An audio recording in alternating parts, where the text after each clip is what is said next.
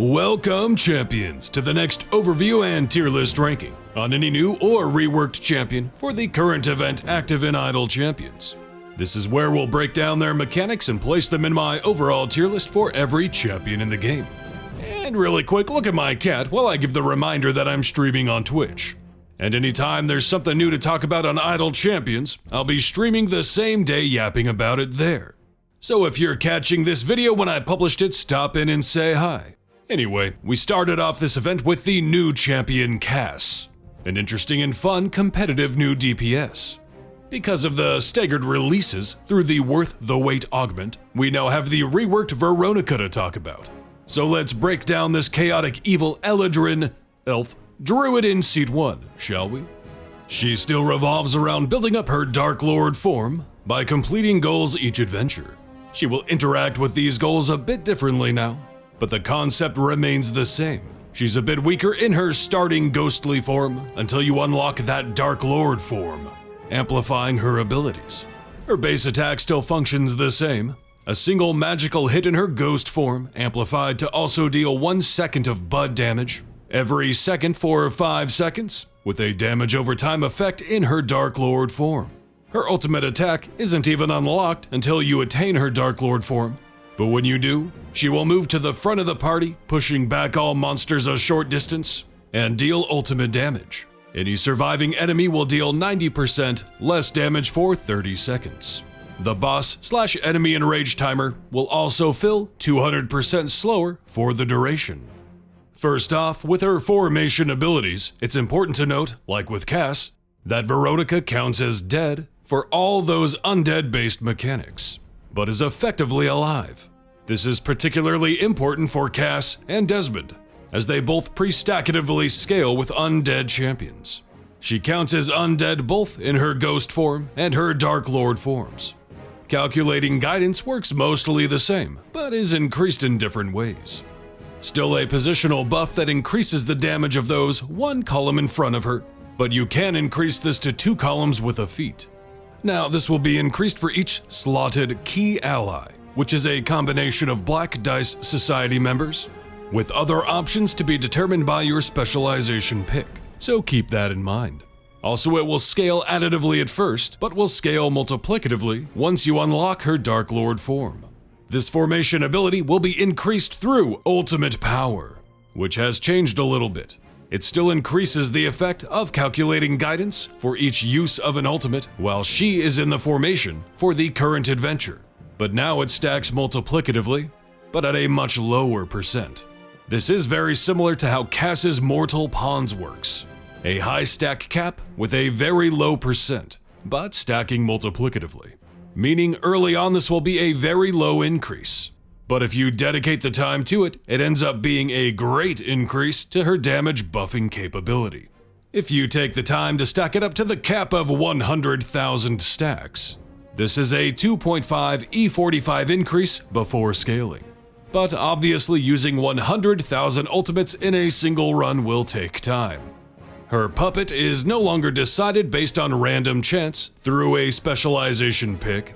It is now directly in her formation abilities through Puppet Master, where she claims the bud setting champion as her puppet, meaning you can control who it is, and it will always buff your damage dealer, no more RNG. It will only change once someone has maintained bud for the last 30 seconds in a row to account for random bud spikes. Their damage will be increased directly through this formation ability, and the puppet will also gain the Black Dice Society affiliation if they did not already have it.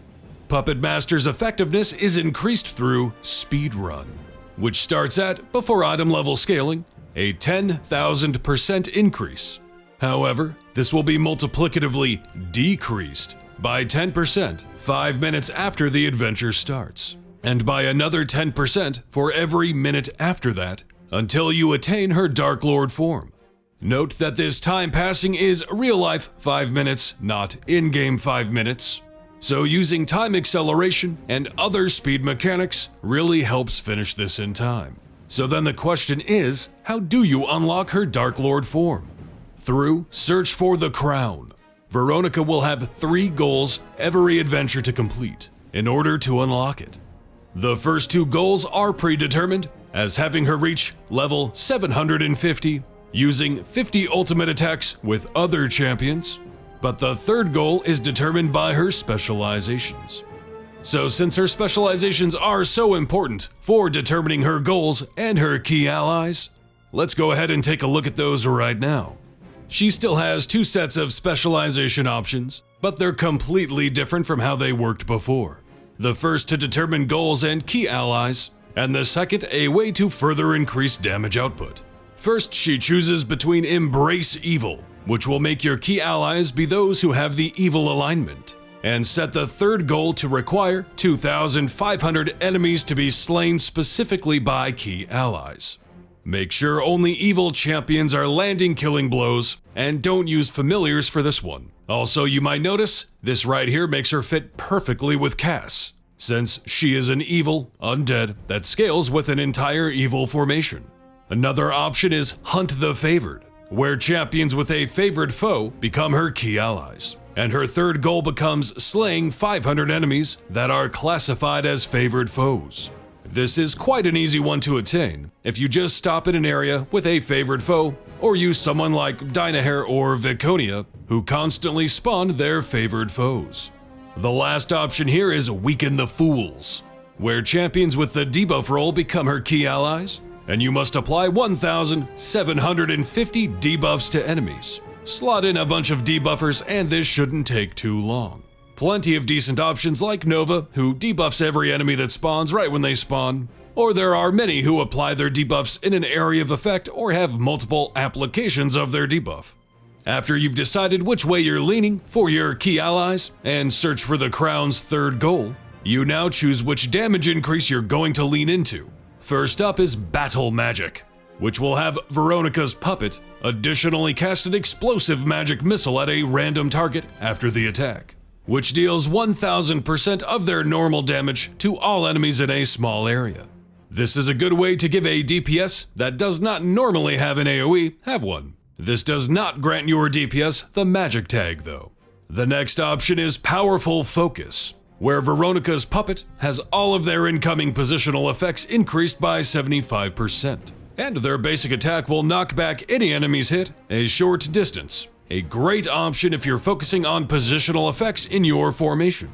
Lastly, there is Strike First, Strike Hard, where her puppet attacks 1 second faster, and their damage is increased by 150% for each champion adjacent to them, stacking multiplicatively. This is a decent option, especially if you don't need to make your DPS attacks splash with the first option, or you're not focusing on positionals for the second. While there is no gear to increase any of her specializations, there are feats to increase the second set of options. Speaking of equipment, as far as Veronika's equipment goes, we have a slot for all damage, the one for both of her formation abilities that increase damage, Calculating Guidance and Puppet Master, and both of the abilities that boost those, Ultimate Power and Speed Run, then Ultimate Cooldown. Overall, it's a good spread, but it's going to taper off because we're not looking at any pre-stack values here. So she is as good as you could hope for from a non-pre-stacker. Overall, decent feats too. As I said, you can scale up her second set of specializations here, which can be handy if you're looking to boost positionals in particular.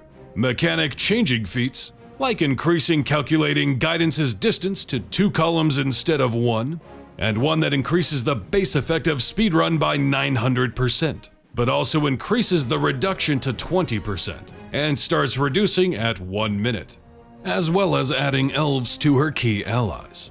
Considering her rework as a whole, we're looking at nothing but positives in my opinion. Her RNG before was a bit too severe, where it would randomly choose a champion for the puppet mechanics, and now you can control it. She now puts out better numbers than she did, with the chance to scale it up quite well if you take the time to spam ultimates. We're not talking absolutely top of the top here, but still really good, but also a bit restrictive in relying on her key allies.